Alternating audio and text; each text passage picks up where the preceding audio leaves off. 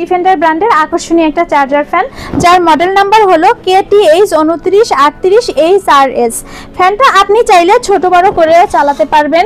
এই ফ্যানটাতে থাকবে আকর্ষণীয় একটা রিমোটের সাহায্যে ফ্যানটাকে আপনি কন্ট্রোল করতে পারবেন।